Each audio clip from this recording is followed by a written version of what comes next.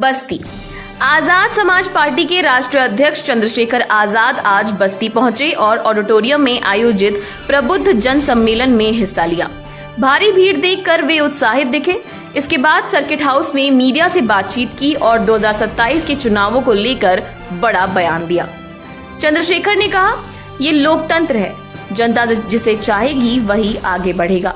त्रिसत्रीय पंचायत चुनावों की तैयारी की बात करते हुए उन्होंने सरकार पर युवाओं की अनदेखी का आरोप लगाया।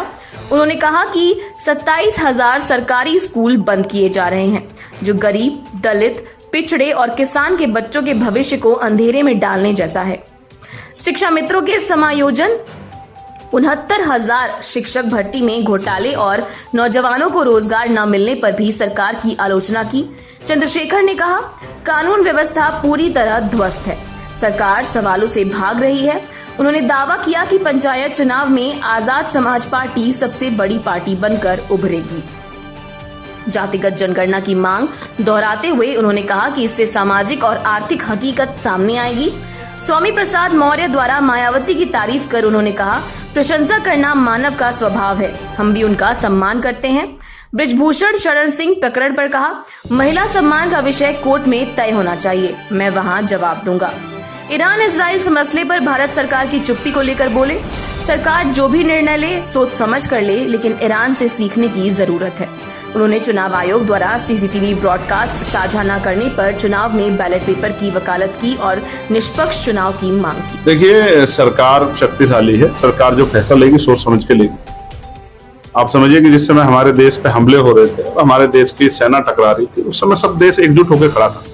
आज भी देश एकजुट होकर खड़ा है। सरकार कोई फैसला लेगी, समझदारी से लेगी, लेकिन ईरान से हमें बहुत कुछ सीखना चाहिए। सीखना चाहिए कि जब करो मरो की लड़ाई हो तो पीछे नहीं हटना चाहिए। ईरान ने दुनिया को कुछ दिखाया है।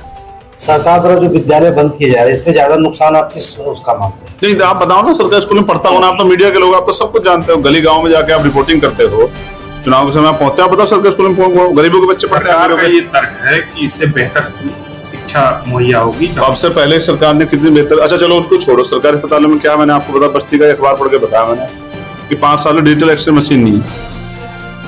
आप बताओ, प्राइवेट स्कूलों को बढ़ावा देके कौन सा जो है बड़ा हो जाएगा? राष्ट्रीयकरण से भला होता था गरीबों का। जो सरकारी जो सिस्टम है वही जो है जनता के हाथ में है। अब बताओ ना, उसी में तो जवाबदेही है। प्राइवेट सिस्टम में क्या जवाबदेही? अगर प्राइवेट स्कूल के लोग जो हैं नहीं पढ़ाएंगे गरीबों के बच्चों को, तो क्या सरकार कर देगी? मतलब आप बताओ।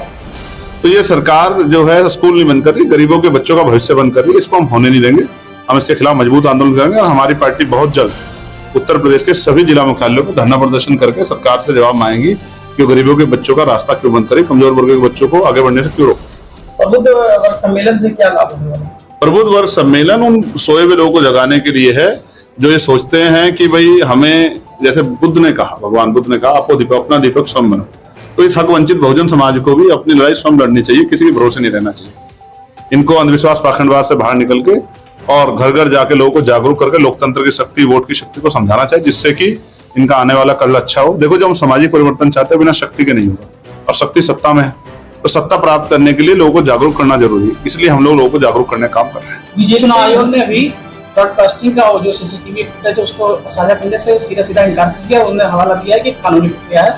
फिलहाल उसको लेकर के 2024 में महाराष्ट्र चुनाव में लगातार राहुल गांधी इसको लेकर के हमलावर। अब इसके लिए आपको उनसे पूछना चाहिए, चुनाव आयोग से सवाल करना। मैं चुनाव आयोग हूँ क्या भाई? आप बताओ, है ना? उन्होंने 45 डेज का टाइम रखा है, लेकिन मैं तो चाहता हूँ कि चुनाव निष्पक्ष, मैं तो बैलेट पेपर की मांग कर रहा हूँ। आपने ये मांग नहीं सुनी क्या? पूरे जो जितने जन समुदाय सबने समर्थन किया नहीं किया? तो जब जनता चाहती है कि जो बैलेट पेपर चुनाव हो, तो आप काहे को लड़ रहे हो जबरदस्ती? क्या ये सरकार जनतंत्र का अपमान करना चाहती है, जनता का अपमान करना चाहती है? धन्यवाद।